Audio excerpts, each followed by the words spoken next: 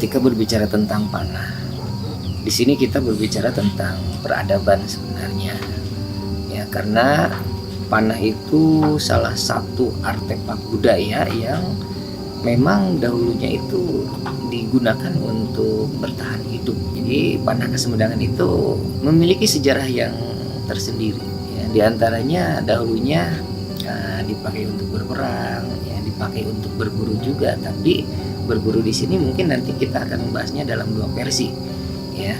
Jadi ada berburu dalam hal proses mempertahankan hidup, ya, dan satu lagi berburu dalam konteks adat tradisi, ya, atau mungkin kita lebih mengenalnya ke olahraga tradisional.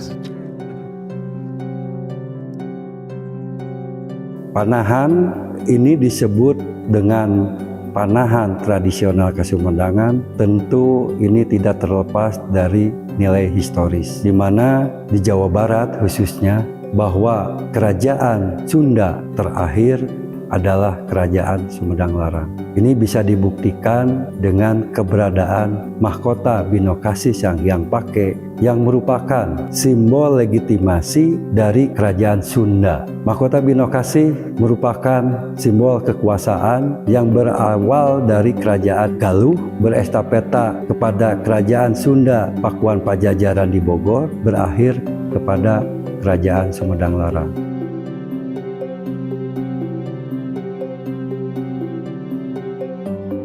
Prabu Gesan Ulun lah yang pertama dijadikan raja Keraton Sumedang Larang yang membawa adanya panah Kasumbangan. Fungsi dari panah Kasumbangan sendiri pada waktu kerajaan Pangeran Gesan Ulun adalah sebagai pasukan kerajaan Sumedang Larang.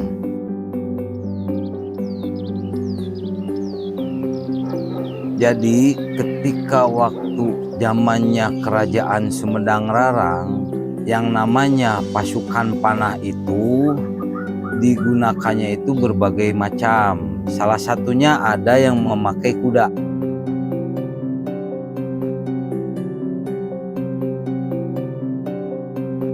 Panah Kasumbangan berkuda itu uganya sampai sekarang itu tidak putus, tetap sama menggunakannya lurus seperti ini walaupun lagi berkuda. Tentu dalam proses perjalanan waktunya, seni tempur yang menggunakan alat panahan ini mengalami perkembangan berkaitan dengan kegiatan yang dilaksanakan oleh kerajaan Sumedang Larang. Pada masa itu, para raja maupun para dalem itu memiliki kegemaran untuk melakukan sebuah perburuan. Salah satu alat yang dipergunakan yaitu panahan. Pada zamannya Pangeran Surya Atmaja atau Pangeran Mekah, panah Kasumbangan itu menjadikan ajang berburu untuk hama-hama pertanian yang ada di Kabupaten Sumedang. Contoh berburunya, pangeran dulu atau nonoman-nonoman dulu itu naik ke sekitar bukit. Kan tenung cek bahasa Sunda mungkin lah para pangagung, para leluhur moro gitu memburu, ngejar-ngejar gitu. Nah makanya zaman waktu itu dibikinkanlah salah satu bahasa Sunda mah saung jangkung di pasir. Di pasir itu bisa dibilang lah bukit-bukit yang agak tinggi lah gitu. Terus para pangagung ada di tempat saung jangkung gitulah. Nah rahayat bersatunya dengan para perwakilan-perwakilan pangagung itu memburu bersama-sama. Buruan itu seolah-olah digiring menuju ke saung jangkung itu.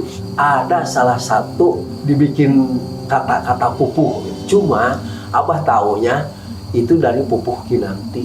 Pupuhnya seperti gini.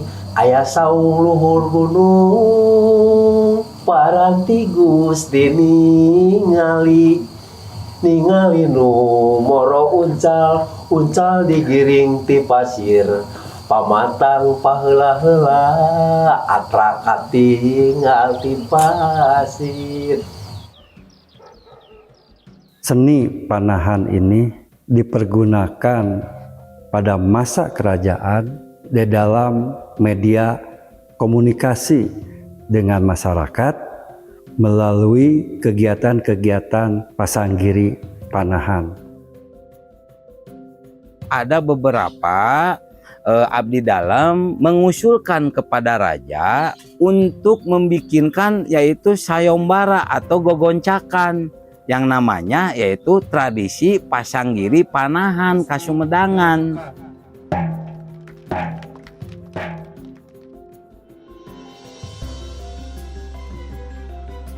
Disitulah panah Kasummedangan secara tradisi memanahnya itu dengan tradisinya hanya berduduk, tidak berdiri. Nah, cara menduduknya adalah bahasa Sundanya itu sila.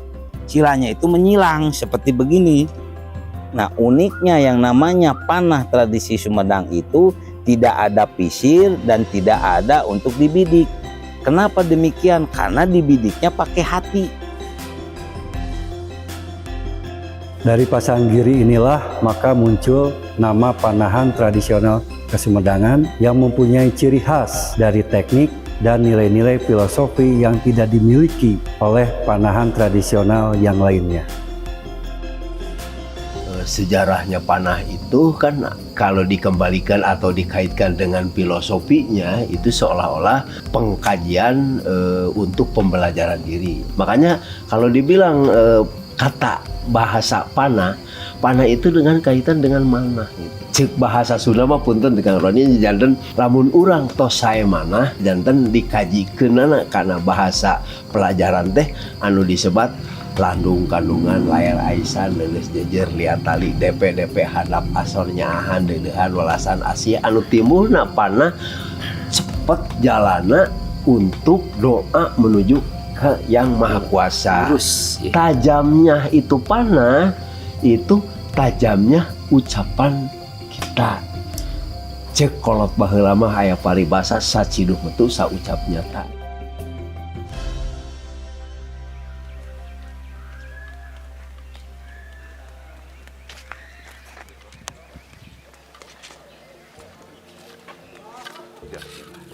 Ya, orang latihan panah.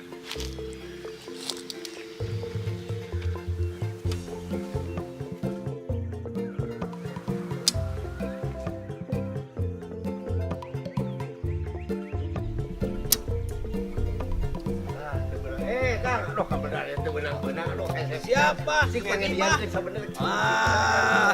Sana panana ngaranna bah? Si Geboy. Siap, Geboy. Sarempang we sarempang. Adi digayor mau bisa bisi laer. Hanapan Geboy. Hanap teuing Geboy. Nah, yang beunang gede ya. Tah benang abah. Dalam kategori memanah itu dua kategori. Ada yang diserempeng, maksud serempeng itu begini, katanya bidik. Ini serempeng. Nah, ini gini serempeng. Kalau digayor itu posisi badan agak menukik ke belakang. Ini digayor seperti ini.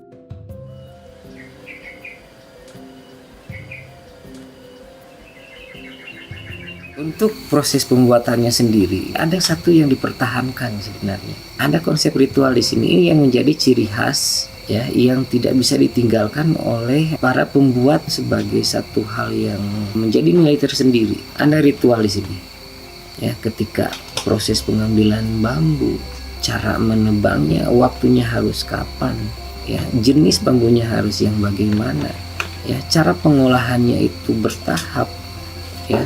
Ada satu ritual yang dilaksanakan. Ini tidak ditemukan di daerah yang lain yang saya pahami seperti itu.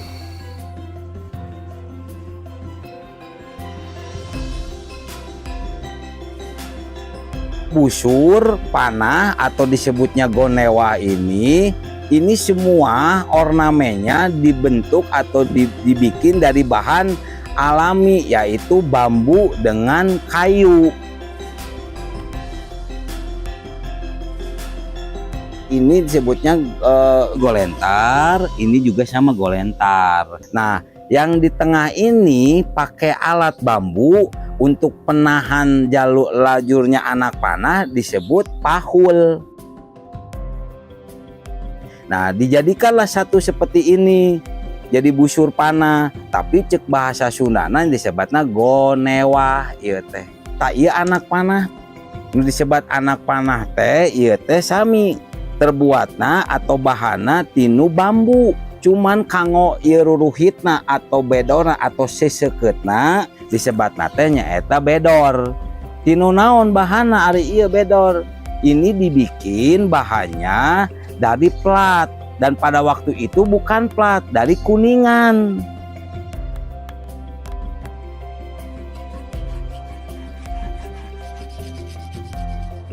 Kenapa ini harus pakai bulu? Bulu ini untuk menandakan lajunya anak panah biar simetris dan tidak goyang. Nah, bulu di sini ini adalah bulu hayam, bulu angsa, bulu manuk helang. Nah, itu dipakai dari dulu.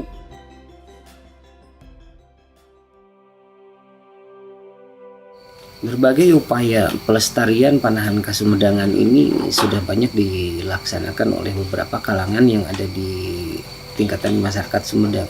Komunitas-komunitas ini mencoba membuat satu program-program yang ada yang sifatnya edukasi, ada yang sifatnya ke lomba atau pasang giri. Ya, termasuk di beberapa daerah itu para pengrajin ini masih eksis memproduksi alat-alat panahan khas Sumedang ini, baik untuk semacam hiasan cenderamata atau mungkin untuk kegiatan lomba. Ada event-event yang dilaksanakan atau diprogram melalui kegiatan-kegiatan epicentrum budaya yang dilaksanakan oleh Keraton Sumedang Larang. Berbagai program ini itu membentuk semacam ajakan ya, bahwa kita diajak untuk melestarikan panahan khas Sumedang ini. Ya, mari kita lestarikan panahan khas Sumedang ini, karena di balik panahan khas Sumedang banyak nilai-nilai filosofi yang sangat tinggi.